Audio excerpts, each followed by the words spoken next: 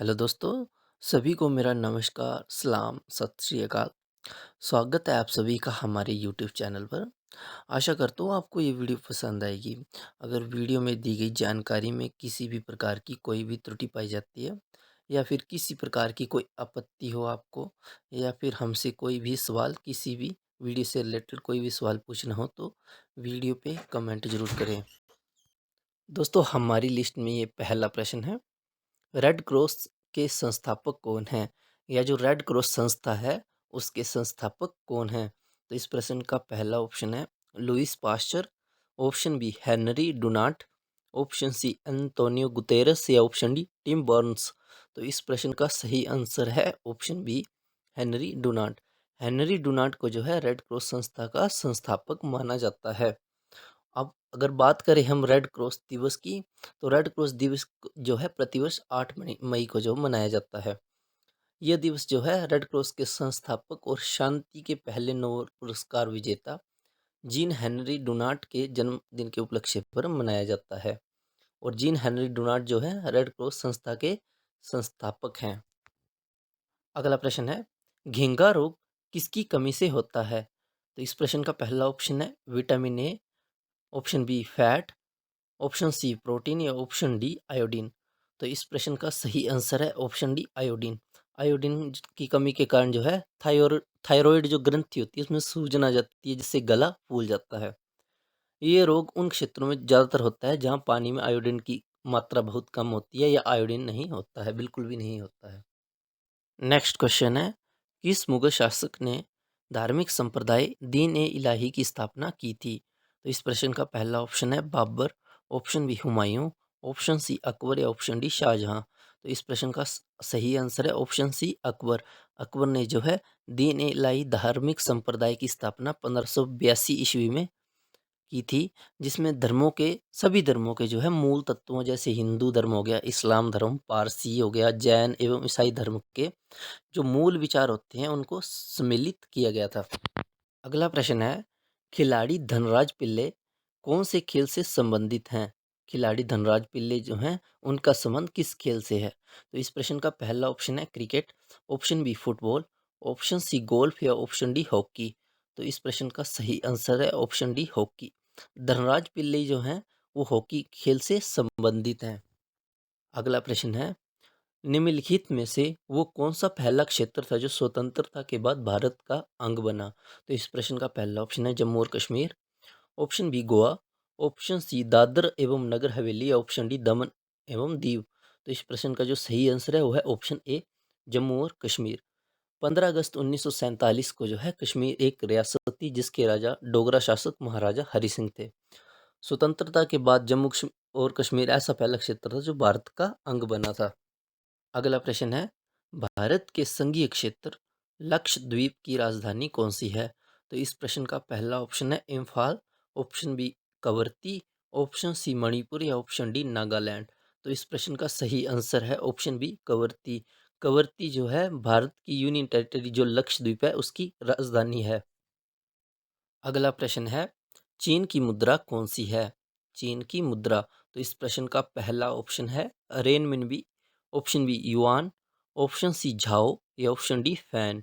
तो इस प्रश्न का सही आंसर है ऑप्शन ए रेनमिनबी। रेनमिनबी जो है चीन की मुद्रा है जिसकी इकाई जो है युआन, झाओ और फैन है। एक युआन जो होता है वो 10 झाओ के बराबर होता है और 10 झाओ होते हैं 100 फैन के बराबर।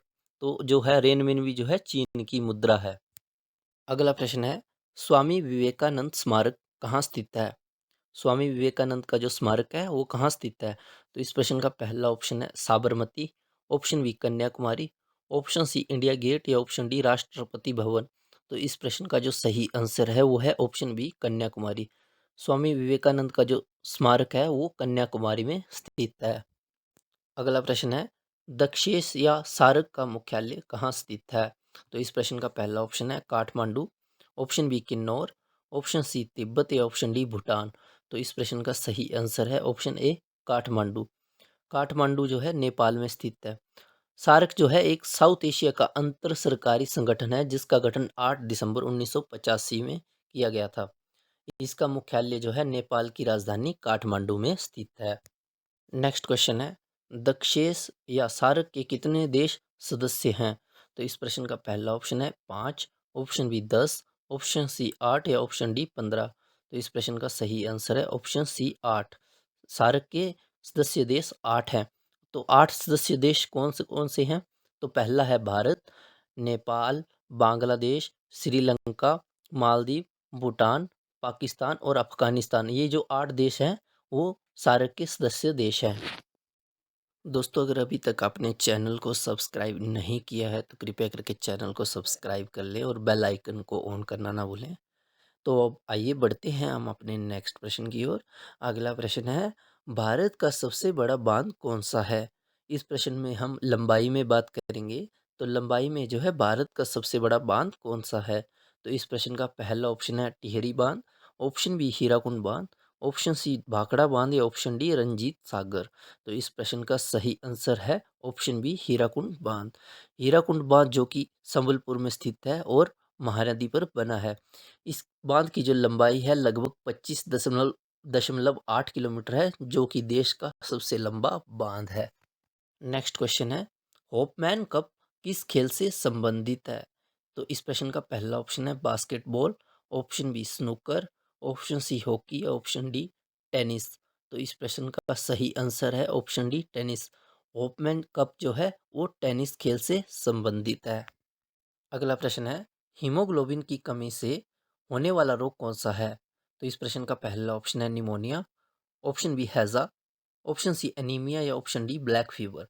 तो इस प्रश्न का सही आंसर है ऑप्शन सी एनीमिया। हीमोग्लोबिन की कमी से एनीमिया रोग होता है। अगला प्रश्न है, कारगिल युद्ध के दौरान पाकिस्तान के प्रधानमंत्री कौन थे? तो इस प्रश्न का पहला ऑप्शन है Nawaz Sharif, option B Pervez Musharraf, option C Shahid Khan Abbasi या ऑप्शन डी शौकत अजीज। तो इस प्रश्न का जो सही आंसर है वो है ऑप्शन ए नवाज शरीफ। नवाज शरीफ जो थे कारगिल के युद्ध के दौरान पाकिस्तान के प्रधानमंत्री थे। कारगिल का युद्ध भारत एवं पाकिस्तान के मध्य 3 मई 1999 से लेकर 24 जुलाई 1999 के बीच हुआ था। अगला प्रश्न है, कौन सी ग्रंथि इंसुलिन स्रावित करती है? तो इस प्रश्न का पहला ऑप्शन है थाइमस ग्रंथि, ऑप्शन बी पीनियल ग्रंथि, ऑप्शन सी थायराइड ग्रंथि या ऑप्शन डी अग्नाशय ग्रंथि। तो इस प्रश्न का सही आंसर है ऑप्शन डी अग्नाशय ग्रंथि। अग्नाशय ग्रंथि जो है इंसुलिन स्रावित करती है। अगला प्रश्न है, एंग्लो मैसूर युद्ध के पश्चात ईस्ट इंडिया कंपनी ने बंगाल के राज्यपाल के रूप में किसे नियुक्त किया था? तो इस प्रश्न का पहला ऑप्शन है sir Charles Metcalfe, option B Robert Clive, option C lord Harding या ऑप्शन डी वॉरेन हेस्टिंग। तो इस प्रश्न का सही आंसर है ऑप्शन बी रॉबर्ट क्लाइव। अगला प्रश्न है, संविधान की 8वीं अनुसूची में कितनी भारतीय भाषाओं को मान्यता दी गई है? तो इस प्रश्न का पहला ऑप्शन है 22, ऑप्शन बी 24, ऑप्शन सी 18 या ऑप्शन डी 28। तो इस प्रश्न का सही आंसर है ऑप्शन ए 22। संविधान की जो 8वीं अनुसूची है उसमें 22 भारतीय भाषाओं को मान्यता दी गई है। तो ये 22 भारतीय भाषाएं कौन कौन सी हैं? तो ये 22 भारतीय भाषाएं हैं असमिया, उड़िया, उर्दू, कन्नड़, कश्मीरी, कोंकणी, गुजराती, डोगरी, तमिल, तेलुगु, नेपाली, पंजाबी, बांग्ला, बोडो, मणिपुरी, मराठी, मलयालम, मैथिली, संथाली, संस्कृत, सिंधी और हिंदी हैं। नेक्स्ट क्वेश्चन है, स्टैच्यू ऑफ यूनिटी की ऊंचाई कितनी है? तो इस प्रश्न का पहला ऑप्शन है 195 metre, option B 202 metre, option C 182 metre या ऑप्शन डी 172 मीटर। तो इस प्रश्न का सही आंसर है option C 182 metre. Statue of Unity की जो ऊंचाई है वो 182 मीटर है।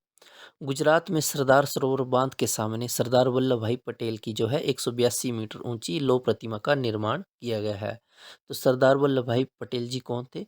तो सरदार वल्लभ भाई पटेल भारत के पहले गृह मंत्री थे जिन्होंने स्वतंत्रता प्राप्ति के बाद देशी रियासतों का एकीकरण कर अखंड भारत का निर्माण किया था। अगला प्रश्न है, WWW या वर्ल्ड वाइड वेब की खोज किसने की थी? तो इस प्रश्न का पहला ऑप्शन है Nikola Tesla, option B William Stanley, option C Edward Jenner या option D Tim Berners Lee. तो इस प्रश्न का सही आंसर है option D, Tim Berners Lee. Tim Berners Lee ने जो है डब्ल्यू या वर्ल्ड वाइड वेब की खोज की थी। दोस्तों हमारी लिस्ट में आखिरी प्रश्न है, सौर प्रणाली की खोज किसने की थी? तो इस प्रश्न का पहला ऑप्शन है Kepler, option B J L Baird, option C Nicolaus Copernicus, या ऑप्शन डी जॉन हेडली। तो इस प्रश्न का सही आंसर है ऑप्शन सी, निकोलस कोपरनिक्स। निकोलस कोपरनिक्स ने जो है सौर प्रणाली की खोज की थी। इनका जो जन्म है पोलैंड में हुआ था, जो कि एक यूरोपीय खगोलशास्त्री व गणितज्ञ थे। 1530 में जो है कोपरनिक्स की एक किताब छपी थी, द रिवॉल्यूशन, जिसमें उन्होंने ये बताया था कि पृथ्वी अपने अक्ष पर घूमती है और एक दिन में चक्कर पूरा करती है और एक वर्ष में सूर्य का चक्कर पूरा करती है, जिस कारण जो है सौर प्रणाली की खोज हुई थी। दोस्तों हमारे साथ अंत तक बने रहने के लिए धन्यवाद। अगर आपको ये वीडियो पसंद आई हो तो वीडियो को लाइक ज़रूर करें। चैनल पर पहली बार आए हों तो सब्सक्राइब करके बेल आइकन को ऑल पे सेट करना ना भूलें। आपके द्वारा किया गया एक लाइक एंड सब्सक्राइब हमारे लिए महत्वपूर्ण है। धन्यवाद। आपका दिन शुभ हो। जय हिंद, जय भारत।